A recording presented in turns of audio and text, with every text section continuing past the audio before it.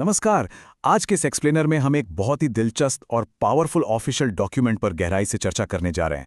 सरकारी कामकाज के बारे में हम सभी सोचते हैं कि वो बहुत धीमा और जटिल होता है, सही कहा ना? लेकिन कभी-कभी कुछ ऐसे कदम उठाए जाते हैं जो पूरी प्रशासनिक व्यवस्था को झकझोर कर रख देते हैं। आज हम पश्चिम बंगाल सरकार द्वारा जारी किए गए एक ऐसे ही अत्यधिक संरचित और कड़े निर्देश को डिकोड करेंगे जिसका मुख्य उद्देश्य प्रशासनिक बाधाओं को दूर करना और काम की गति को बढ़ाना है। ये एक ऐसा रेयर चांस है जहां हम सीधे सरकारी कामकाज के भीतर चल रही मशीनरी को बहुत करीब से समझ सकते हैं। तो चलिए शुरू करते हैं पहले हिस्से से। ये कार्यकुशलता अभियान आखिर क्या है और राज्य सरकार अचानक इतनी बड़ी कार्रवाई क्यों कर रही है? अब देखिए, ये कोई अफवाह या सुनी सुनाई बात नहीं है। 22 मई 2026 को नबन्ना स्थित वित्त विभाग द्वारा बाकायदा एक आधिकारिक ज्ञापन जारी किया गया है। इसकी गंभीरता का अंदाजा इसी बात से लगाया जा सकता है कि इस पर सीधे वित्त विभाग के अतिरिक्त मुख्य सचिव के हस्ताक्षर हैं। मतलब ये टॉप प्रायोरिटी वाला मुद्दा है और सभी विभागों को इसे पूरी गंभीरता से लेना ही होगा। इस मेमो की शुरुआत में ही एक बहुत ही क्लियर विजन दिया गया है। इसमें लिखा है, प्रशासनिक तंत्र को मजबूत करने और कुशल सेवा वितरण सुनिश्चित करने के लिए। ये बहुत महत्वपूर्ण है क्योंकि ये सरकार के अल्टीमेट गोल को दिखाता है। बात सिर्फ खाली कुर्सियों को भरने की नहीं हो रही है, बल्कि फोकस इस बात पर है कि सरकार आम जनता को जो सेवाएं देती है उसे कैसे बेहतर और तेज बनाया जाए। एक मजबूत प्रशासन का सीधा अर्थ ही है बेहतर सर्विस डिलीवरी। अब आते हैं दूसरे हिस्से पर। ये रिक्ति यानी वैकेंसी की समस्या क्या है और इस बड़ी बाधा का समाधान कैसे निकाला जा रहा है? किसी भी समस्या को सॉल्व करने का पहला स्टेप होता है उसे स्वीकार करना। उस सकारात्मक लक्ष्य तक पहुंचने के रास्ते में जो सबसे बड़ा रोड़ा है उसे इस दस्तावेज में साफ साफ माना गया है। इसमें लिखा है कि काफी समय से पदों की एक महत्वपूर्ण संख्या रिक्त बनी हुई है। जरा सोचिए, काम का पहाड़ खड़ा है लेकिन उसे निपटाने वाले अधिकारी ही मौजूद नहीं है। ये खाली कुर्सियां सिर्फ कुछ आंकड़े नहीं हैं, बल्कि ये वो रुकी हुई फाइलें हैं, वो फैसले हैं जिनमें देरी हो रही है, जो पूरे सिस्टम को स्लो कर देते हैं। लेकिन यहाँ एक बहुत बड़ा ट्विस्ट है। सरकार इन वैकेंसीज को भरना तो चाहती है, पर आंख मूंद कर नहीं। अगर किसी विभाग को सीधी भर्ती करनी है तो सिर्फ एक साधारण सा रिक्वेस्ट भेजने से काम नहीं चलेगा। उन्हें इसके लिए पर्याप्त औचित्य या सॉलिड जस्टिफिकेशन देना होगा कि वो स्पेसिफिक पद भरना वास्तव में क्यों जरूरी है। यह पब्लिक मनी के सही इस्तेमाल और असली प्रशासनिक जरूरत के बीच एक शानदार बैलेंस बनाने की कोशिश है।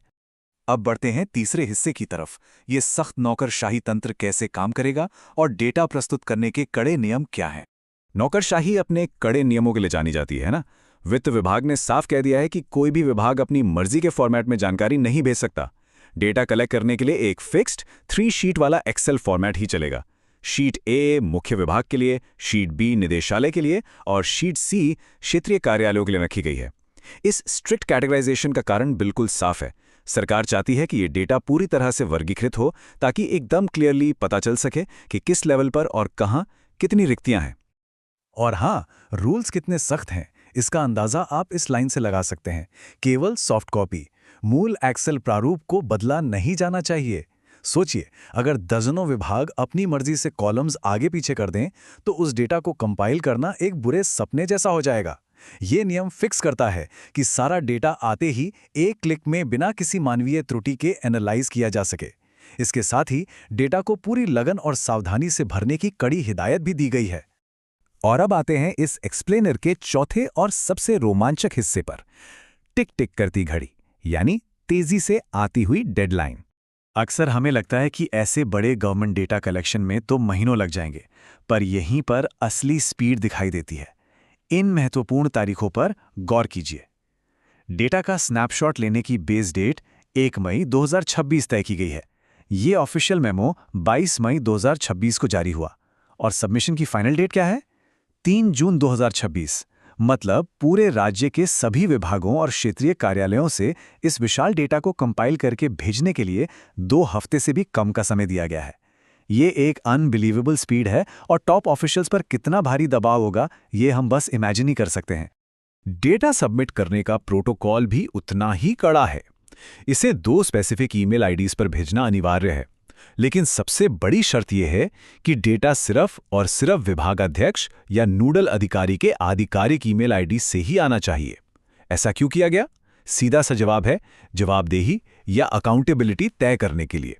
कोई भी जूनियर कर्मचारी इसे भेजकर जिम्मेदारी से नहीं बच सकता। जो भी डेटा आएगा उसकी पूरी जिम्मेदारी विभाग के सर्वोच्च अधिकारी के कंधों पर होगी। दस्तावेज के अंत में एक ऐसी लाइन है जो इस पूरी एक्सरसाइज का टोन सेट कर देती है। अतिरिक्त मुख्य सचिव ने अपने साइन के ठीक ऊपर लिखा है, कृपया इसे अत्यंत आवश्यक और महत्वपूर्ण माना जाए। सरकारी कामकाज की भाषा में इन शब्दों का मतलब बहुत साफ होता है, बाकी सारे काम रोक दो और सबसे पहले इसी टास्क को पूरा करो। ये लाइन इस पूरे अभियान को रूटीन पेपरवर्क से निकालकर एक अर्जेंट मिशन में बदल देती है। तो सारा खेल, सारा प्रेशर आकर टिकता है इस एक छोटी सी तारीख पर, 3 जून 2026। ये इस पूरी कहानी का क्लाइमैक्स पॉइंट है। ये वो अल्टीमेट डेडलाइन है जो सभी विभागों के सिर पर किसी तलवार की तरह लटक रही है। इस दिन तक वित्त विभाग की टेबल पर राज्य की एक एक खाली कुर्सी का बिल्कुल सटीक और व्यवस्थित डेटा होना चाहिए। ये सिर्फ एक तारीख नहीं, बल्कि उस बड़े प्रशासनिक बदलाव का स्टार्टिंग पॉइंट है जो सरकार लाने जा रही है। तो इस पूरे विश्लेषण को एक बहुत बड़े और अहम सवाल के साथ खत्म करते हैं। कागजों पर तो ये प्लान बहुत तेज, सख्त और वेल स्ट्रक्चर्ड लग रहा है, पर असली सवाल यह है कि क्या ये तत्काल और अत्यधिक संरचित समीक्षा वाकई राज्य के प्रशासनिक तंत्र में नई जान फूंक पाएगी? इतनी जल्दी बटोरा गया डेटा कितना एक्यूरेट होगा? और सबसे बड़ी बात, क्या इस डेटा के आधार पर वाकई सही समय पर भर्तियां होंगी, जिससे आम जनता को मिलने वाली सेवाओं में असल सुधार आएगा? जवाब तो भविष्य ही देगा, लेकिन इतना तय है कि बदलाव की एक बहुत ही अग्रेसिव शुरुआत जरूर हो चुकी है। सोचने के लिए वाकई बहुत कुछ है। इस खास विश्लेषण में हमारे साथ जुड़ने के लिए बहुत बहुत शुक्रिया।